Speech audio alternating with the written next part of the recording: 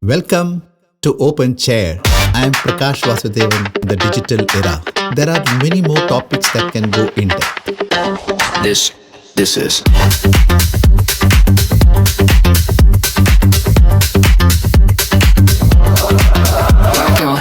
I am Prakash Vasudevan signing in here on Open Chair to explore topics on literature, music, sociology, humanities, philosophy, science, education, art, theatre art, and visual art, and much more.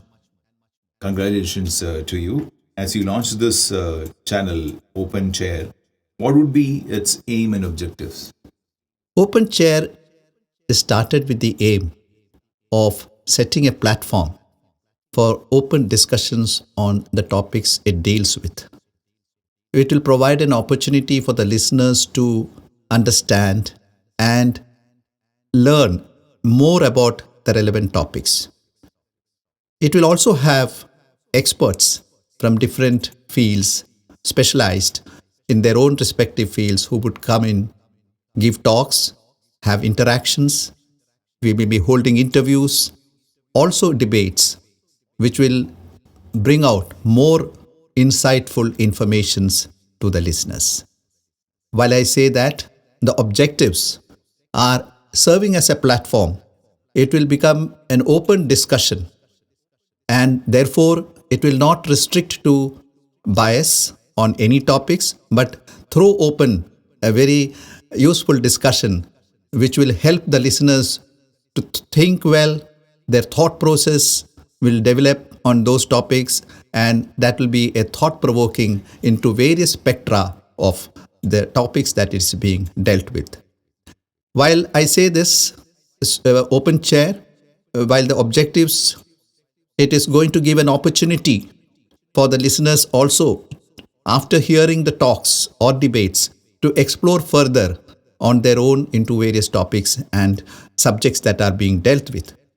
Open chair, but will not talk about politics and religion. The channel will not be dealing with politics and religion, as there are so many channels handling these topics, engaged in these topics, and are doing well.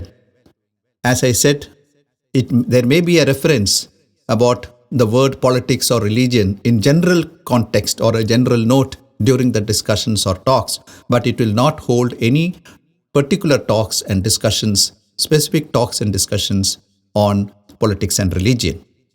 As I mentioned, to emphasize, it will be always on literature, art, music, education, science, philosophy, humanity, and theatre art, visual art, even sports for that matter, and much more. Why and how did you choose Open Chair as the name of your podcast channel? Yeah, I had a desire to set a opening and a platform where there can be a very open discussion on the topics that I have a lot of passion. These are areas where I desire, passionate about the topics which I have mentioned here.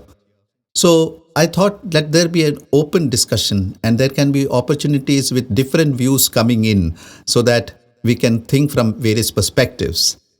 So that was the whole thing behind my thinking about a platform like Open Chair. However, when I was thinking of doing a channel to start off this, I listed some names, and my daughter, Madhavi Srijith, selected from the names that I gave to her, Open Chair.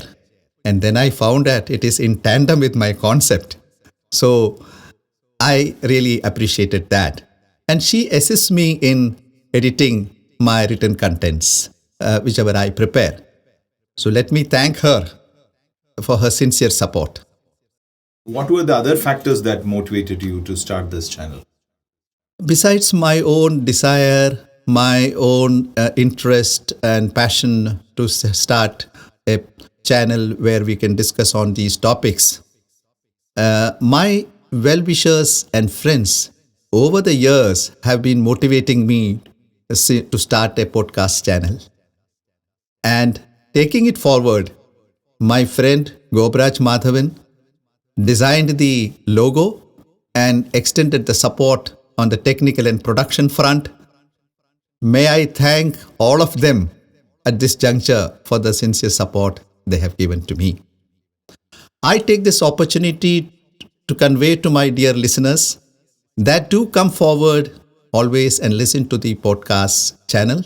It will definitely be interesting, and it will also be a learning curve with more information pouring in. There will be subjects which are quite unique, which you have been looking for, very interesting discussions that will be happening. So do come forward, and you please see the video, like the video, put your comments in the comment box, and do subscribe this channel. Importantly, this is for all age groups. It will be attending to all age groups, but including the kids.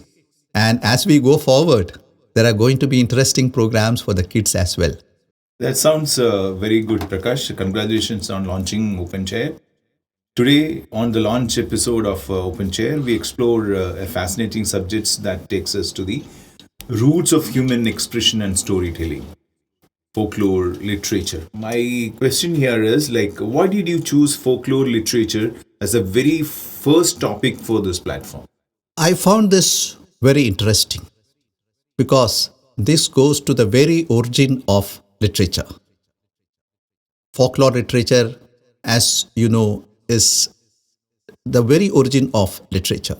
And very interestingly, I found there are a lot of varied areas and topics that will be of interest.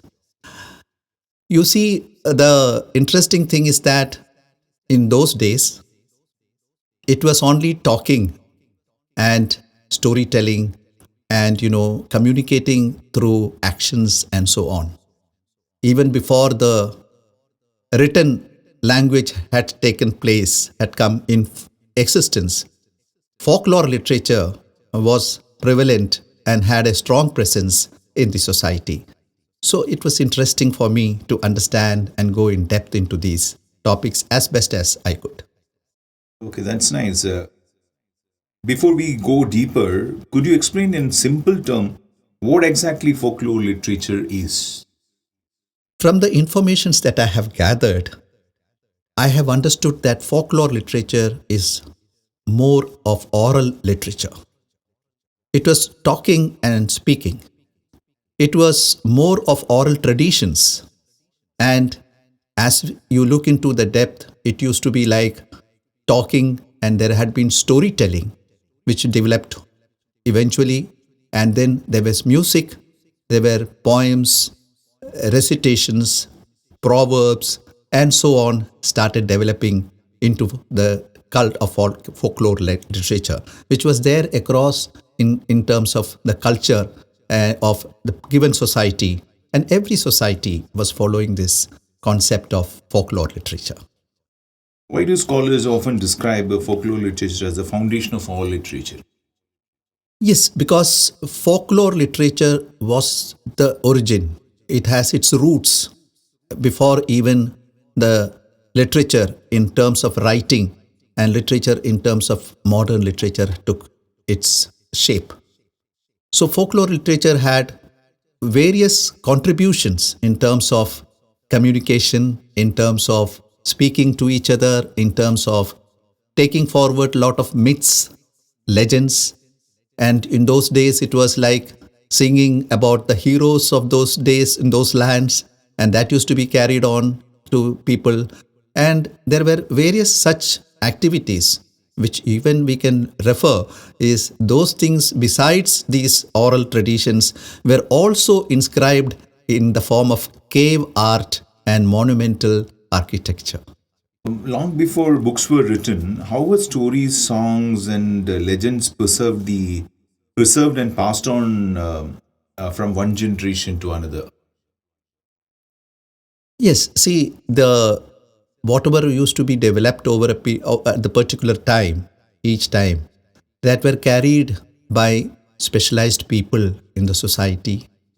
You can even say that there was a library, and that is a speaking library in the form of a human being who would be having a lot of knowledge and information, who would have gathered a lot of information based on his interest or passion. And further, it was having music and art forms. So these were carried from generation to generation by way of passing through oral traditions. Who were the key custodians of folklore in ancient societies? Yeah, looking at that, it was none other than the human beings who were there who had passion, as I mentioned earlier, passion for the literature part, the folklore literature, which includes speaking, which includes singing, which includes talking about myths and legends, which also includes about various subjects on art and music. And they were developing it. They were a section of people who were quite keen and developing it, and they were doing it with passion. And so they used to take it as a custodian. They used to become the custodians, and they used to pass it to the next generation. And generations through generations, it was carried on by these custodians. Folklore exists in almost every culture. What are some common forms of folklore that we see across the world? Yeah, across the world, you can see that there are so many common cultures, so many common, activities. Now, if you look at storytelling, you can look at myths and legends. You can also see art in the form of cave art and monumental architecture, as I mentioned. These were all living examples that folklore presence was there across the world. How do myths, legends, folk tales, proverbs, riddles, and folk songs differ from one another? It always differ with the purpose for which it is being done. For example, if you have a myth and legend, these were considered to be more factual to a situation. So they would consider this as a myth, legend, as a factual story which was conveyed by the people. The other part was for entertainment, you had art and music. Then the proverbs were for having fun, while the riddles were developed for testing your wits, and so on. Folklore is transmitted orally. Does it remain unchanged or does it evolve over time? Folklore does not remain unchanged. It has grown over a period of time. And from generation to generation, from society to society, it has taken shape.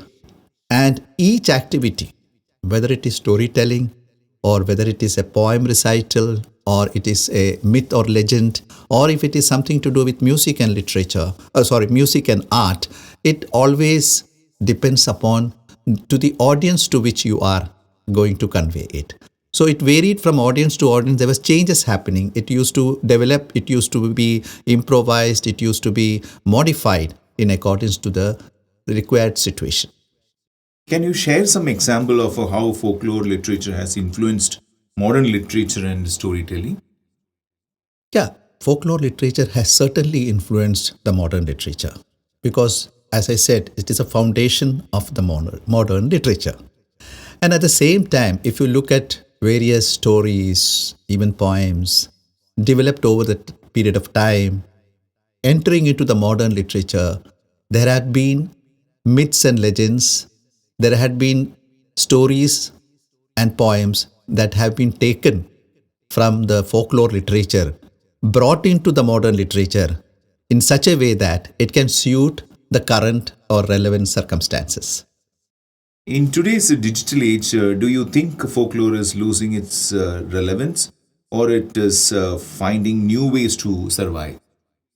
I think it is not losing relevance in the digital era because folklore literature is certainly taking a vibrant presence in the in this era, digital era, by getting into internet and social media.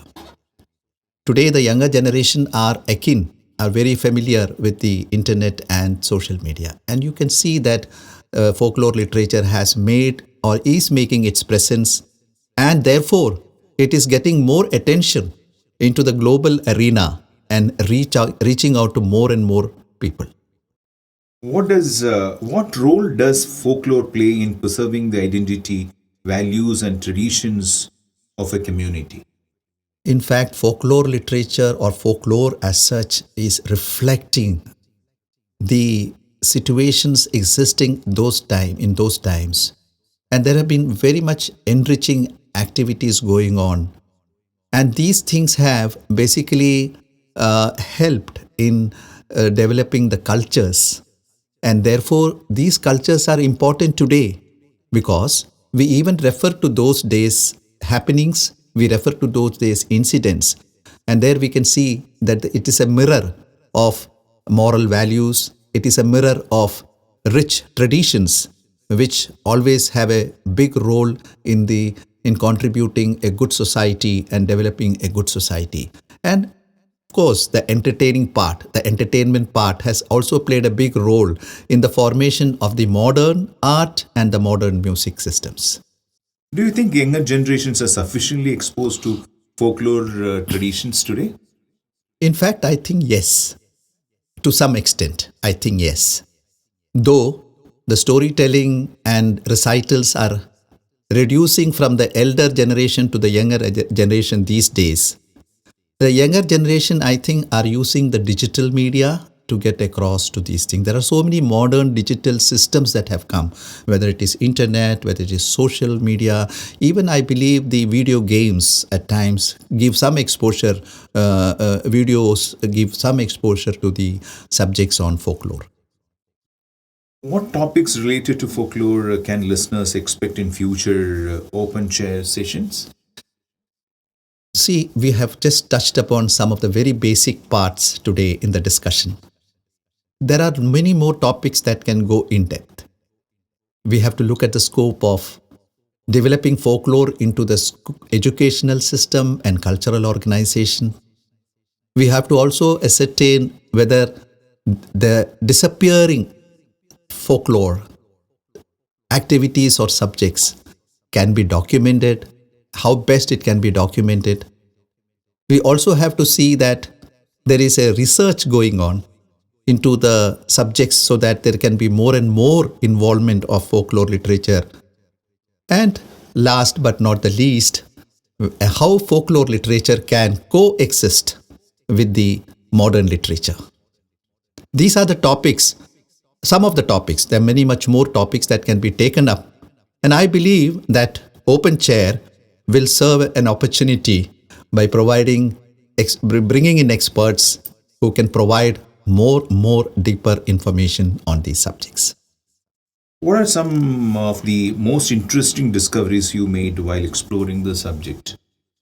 Yeah, what interested me or what surprised me was that across ocean, there has been quite similarity in the way folklore literature has developed.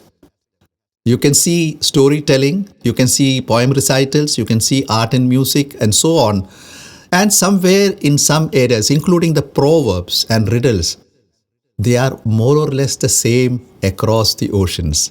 Though it is so fascinating to note that the faraway lands have almost similar type of, activities or similar type of stories to develop.